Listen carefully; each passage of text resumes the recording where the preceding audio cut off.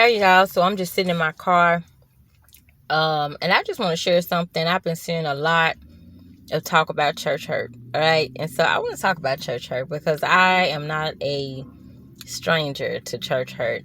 I remember the first time I experienced church hurt. I left my church for about a year, and then I came back maybe like 8 years after that.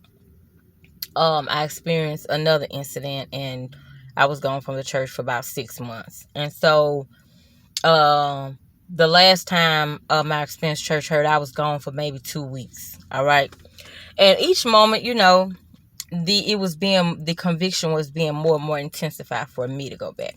And so let me just explain something that's usually not highlighted in church. We've been conditioned to believe that church is basically like a retreat, a getaway from all the hell that's going on in everywhere else in our lives. And, in some cases it is, but you have to realize, just like at a hospital, you can't go into a hospital unrealistically believing that you're not going to see other sick people there just like you.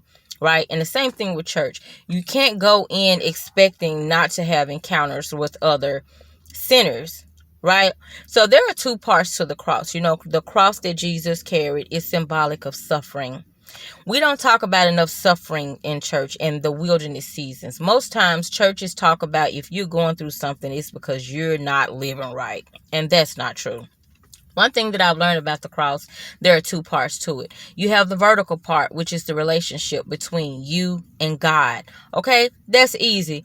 For me growing up, I always had an imaginary friend, right? And then I grew up and realized, what? God was there with me all the time. So it's easy to go in hiding. For me, I'm a natural introvert. So to have this private relationship is just like a verbal journal. Well, I'm just venting out to God and letting him know. But see, the thing about God is once you got those roots grounded in building relationship with him, and relationship means you're praying, you're fasting, you're worshiping. You don't need an audience. It's just you and God, and you're serving him without needing the recognition. Like you're really just operating from your true self. It's like a child with their parent, and then it's like, just like with parenting, you start growing up, and now you finna get put, it's time to kind of leave the nest. Same thing with God. He challenges us to grow. He challenges our character by presenting us to the next part, the second part of the cross, which is the horizontal part. That is the relationship between you and people. And that's where the enemy works the most, because he knows that there are strength in numbers. So his main agenda is to keep us in isolation and disconnected from a set of from the body of Christ. All right. From a body of believers. Church is more than just a building. Church is staying connected to the body. All right. So even if you're out here and you've given up on the church building per se, you still need to stay connected to a body of believers if you are in fact still identifying as a believer, because those are one of the components to growth. A lot of times in destiny, God will put your destiny in the location that's surrounded by a lot of people who you probably don't like, and they don't like you. But the thing about showing up is we don't have to be friends, right? We have the same end goal in mind, and that is winning souls for Christ. That is finding out who we are to be used by God. See, the thing is, we've been conditioned to want something for nothing. Don't nobody want to work hard for nothing nowadays. You can post a video and go viral and boom, you done made it. So forget college, forget working hard. I don't have to start that business now. I'm already set.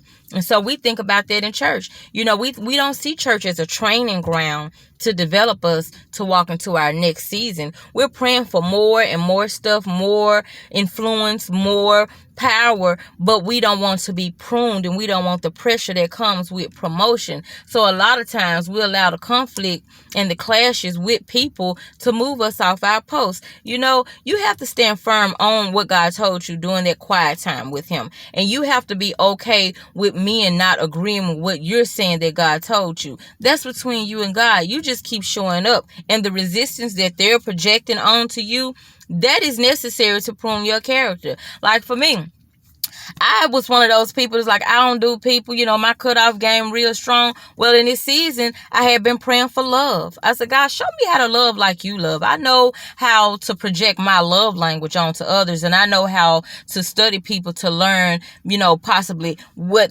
makes them feel love. But God, show me the agape love. So boom, what happens? I find myself in situations where people that I held at a high regard, they either looked down on me, belittled me, lied on me, or either betrayed me.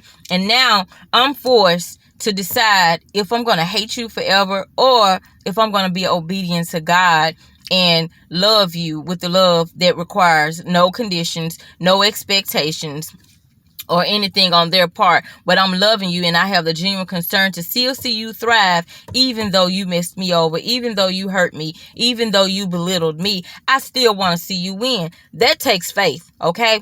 And usually faith builders are built in struggle, in conflict, and resistance. We have to get out of this narcissistic mindset to where we are believing that life is all about positivity and comfort. Honey, this world is not your home. You're passing through. You are trying to get back to your spiritual self. Our human bodies are a host, all right? And we're trying to get back to who we were before God sent us here. Our mission is to win souls for Christ, if you are a believer. But if you have allowed your vision to get skewed based off what's being glorified in the media, you've forgotten what the main agenda is in the first place. So I was reading the scripture that says something that was talking about, first I'm going to talk about Peter.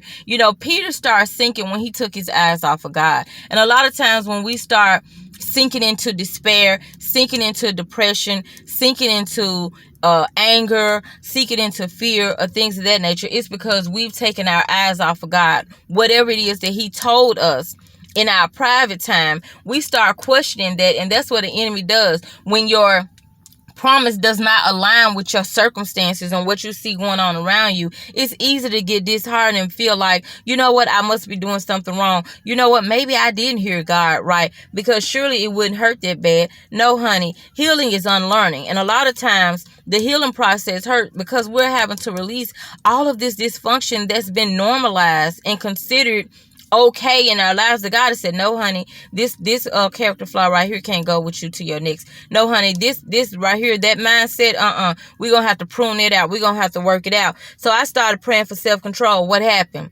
I started getting put in situations where I kept embarrassing myself, flying off the handle, misinterpreting signs from people, or speaking out of turn. Because sometimes God can show you something, or you can hear something, and instead of praying about it first, or you did pray about it and you didn't really get the okay to speak on it, and it comes from a wounded place, and so the people or the person can't even receive what you say. They're going to reject what you said because you didn't allow God to condition your words. That's one of my things, learning how not to be so curt in my delivery. But guess what? I'm not afraid to flop around like a fish and look stupid. My main goal is to get it right. So I don't care about what people say about me.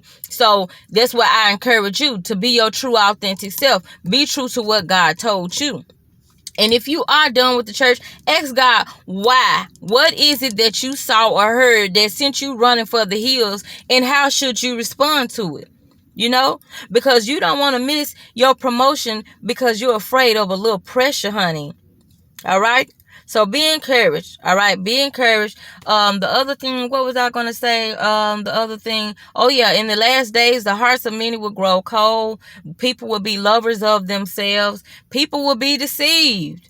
Because if you're not putting in the work, staying at the feet of Jesus, if you're not studying the word and applying it to your life, the way I study the word is I study folks who struggle with the same things I struggle with. Like folks who struggle with rejection, folks who struggle with being obedient, not to just authority, but you know how you have older people who feel like you can't tell them nothing. They always trying to tell you something, but sometimes what they telling you is wrong.